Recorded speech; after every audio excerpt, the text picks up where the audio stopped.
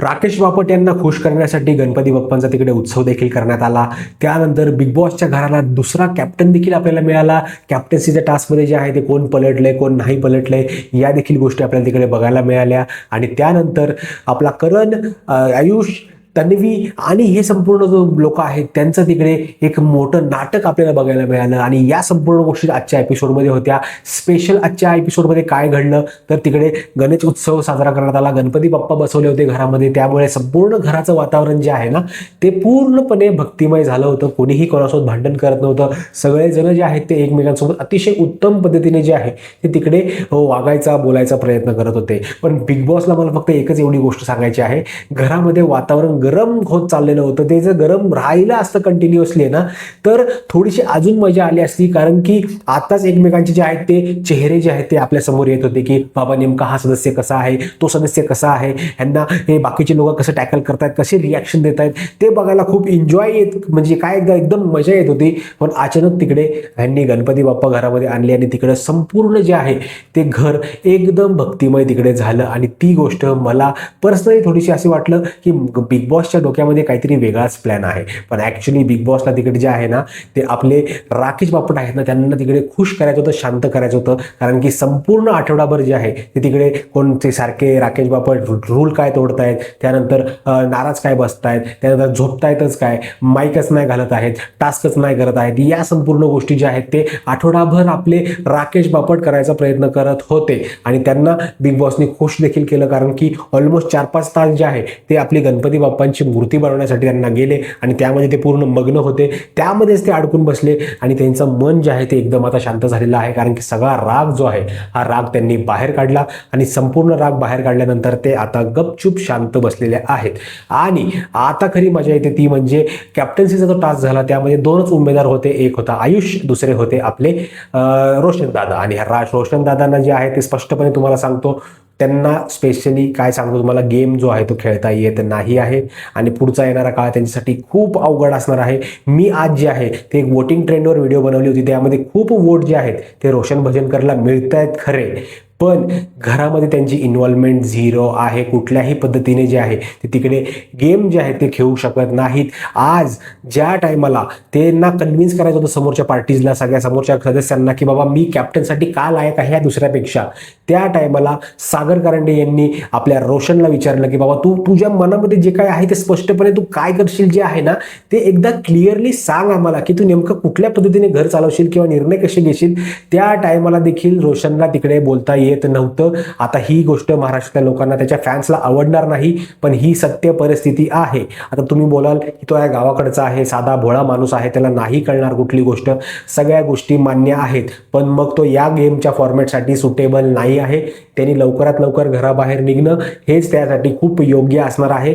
तुम्ही जर त्याचे खरंच खरे फॅन असताल ना तर त्याला तिथे असं एकदम काय बोलतात त्याला, म्हणजे चुकीचं दिसू देऊ नका किंवा त्याला बोलताच येत नाही असं पोर्ट्रे होईल. तो जितके जास्त दिवस घरामध्ये राहील ना तितकं त्याची जी आहे ती पब्लिसिटी एकदम निगेटिव्ह, म्हणजे एकदम एकदम शांत माणूस आहे अशा प्रकारची तिकडे त्याची पब्लिसिटी होईल. त्यापेक्षा आता त्याची जे बाहेर फॅन फॉलोईंग आहे त्यांच्यासाठी त्यांनी गपचूप बाहेर यावं. आणि मला नाही माहिती आता काय होणार येणाऱ्या काळामध्ये, पण रोशन भजनकर जास्त काळ बिग बॉसच्या घरामध्ये आपल्याला बघायला मिळणार नाहीत असंच मला पर्सनली वाटत आहे.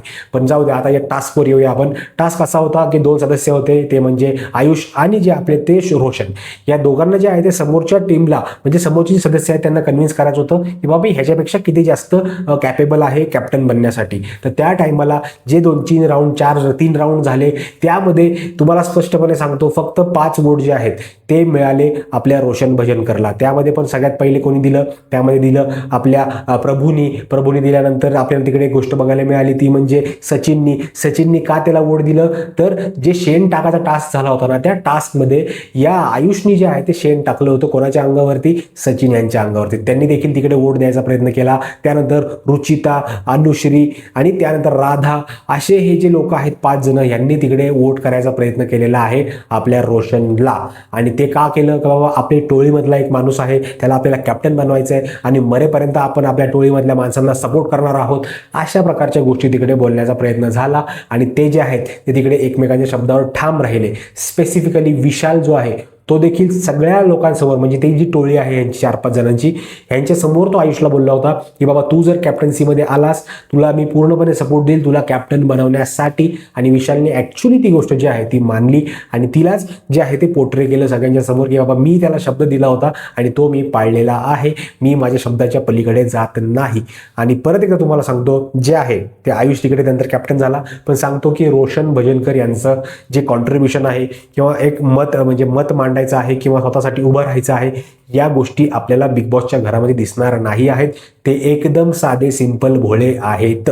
आणि ते जाऊ द्या, आता संपूर्ण मॅटर संपला. तुम्हाला गणपतीची देखील स्टोरी सांगितली, जे उत्सव घरामध्ये घडला, पण त्यामध्ये सगळ्यात इंटरेस्टिंग गोष्टी ज्या आहेत ना ते करायचा प्रयत्न करत होता आपला करण भाऊ. आता करणला जे आहे ना ते छोटे मोठे किडे करायची इतकी कसं काय सवय आहे ना ते मला बिलकुल समजलेलं नाहीये. कारण की ज्या पद्धतीने तो बारक्या पोराची तिकडे ऍक्टिंग करत होता, बाबा बाबा मला मोदक खायचा आहे, बाबा लवकर करा, बाबा मला आई मला टीका लाव, कायनन बायनो, या प्रकारच्या ज्या गोष्टी तो करत होता ना ते ऍक्च्युली असं मला वाटतंय की यार आहेत फनी, पण लोकांना असं वाटू नये की यार तो कॅमेऱ्यासाठी करतोय, थोडासा ओव्हर स्मार्ट बनायचा प्रयत्न करतोय.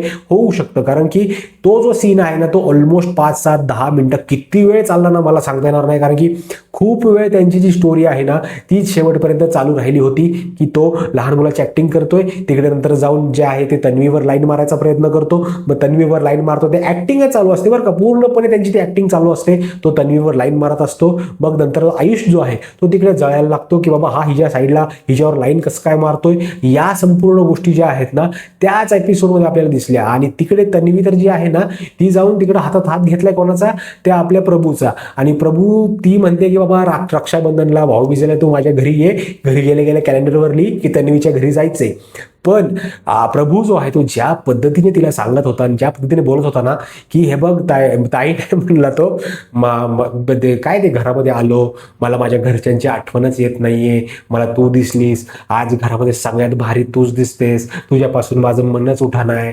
पण तो तिकडे वेगळ्या भावांनी बोलत होता, वेगळ्या भावनांनी बोलत होता. तो तिकडे काय बहीण भाऊच्या नात्याने बोलत नव्हता. कारण की त्याचे रील्स तुम्ही बाहेर बघितले असतील तर तुम्हाला समजून जाईल डबल मिनिंगच्या संपूर्ण गोष्टी असतात. आणि त्याच पद्धतीने जे आहे तो काय 5-6-7 वर्षाचा नाहीये, तो 20 वर्षाचा मुलगा आहे, त्याच्यामध्ये देखील फिलिंग्स येणार आहेत आणि त्या एक्सप्रेस करायचा तो प्रयत्न करत होता. आणि तन्वीने फाईन टायमाला जे आहे तिकडे ब्रेक दाबायचा प्रयत्न केला. पण तन्वीची ही जी गोष्ट आहे त्या आपल्या करण सोबत ते काय गुळगुळू करायचं, आयुष सोबत गुळगुळू करायचं, त्यानंतर आता प्रभूला पकडले, प्रभू सोबत गुळगुळू करायचं, अरे या गोष्टींनी स्वतःची इमेज जी आहे ना ती खूप खराब होत चाललेली आहे तन्वीची. पहिल्या आठवड्यामध्ये जशी तानतान उड्या मारत होती ना तशी जर सेकंड वीकमध्ये राहिली असती ना तर बघायला थोडीशी मजा आली असती. पण नाही, तिने ऑलमोस्ट तिचं जे आहे ते 100% उलटी ती आता झालेली आहे. पहिले जर 100 होती तर आता डायरेक्टली 0 तिकडे झालेली आहे. आणि ती गोष्ट पर्सनली मला आवडलेली नाहीये. एवढा ड्रास्टिक चेंज जर तुम्ही करताय याचा अर्थ काय, पहिल्या वीकमध्ये तुम्ही संपूर्ण महाराष्ट्राच्या मनामध्ये घुसण्यासाठी तुम्ही हे सगळं कांड केलेलं आहे आणि ते कांड कुठे ना कुठेतरी भविष्यात पुढे येणार. आणि जर ही अशी शांत राहिली ना तर मे बी हिचा कार्यक्रम जो आहे तो लवकर होऊ शकतो. ही जाईल 5-6-7 आठवडे घरात खेळेल, पण तिथून पुढे मग मे बी तिचे चान्सेस कमी होतील. कारण की ज्या पद्धतीने आज तिची डबल ढोलकी बघितली की तिला रात्री झोपायला त्यांचं ते ब्राउन्स राशन कार्ड होतं म्हणून त्यांना खाली चटया का आणि ते जे काय अंगावर घ्यायचे ते होतं, तर मला आठवत नाही ते, सॉरी. जर तुम्हाला माहिती असेल तर कमेंट करून सांगा. ते झोपण्यासाठी जे आहे ते घेऊन गेला होता कोणीतरी XYZ माणूस बरं का. तर त्याच्या अगोदर ती काय म्हणली की यार ज्यांनी कोणी घेतला असेल ना तो कसला बिरदन, ती विशालला बोलत होती पूर्णपणे टार्गेट करून, असला कसला मर्द हा, आणि हे असले मर्द असतात का बाईला उघड्यात टाकून मग तिकडे जाऊन तो झोपतोय मस्तपैकी अंगावर घेऊन, लय घाण बोलायचा प्रयत्न करत होती. पण तिकडे जेव्हा तिला कळतं की बाबा ही घाण जी आहे ती आयुषनी केलेली आहे, त्या टाइमला तिचे फक्त थोबाड बघायला पाहिजे. हे कंटिन्युअसली झाले बरं का, म्हणजे कंटिन्युएशन मध्ये ती घाण शिवाय देते आपल्या विशालला आणि लगेच तिथून इतकी गोड झाली ना ती की बाबा विचारून घेऊन जायचं, मी तुला नाही म्हणले असते का, असं झालं ना तसं झालं, अशा प्रकारच्या गोष्टी तिकडे बोलायचा प्रयत्न ती करत होती.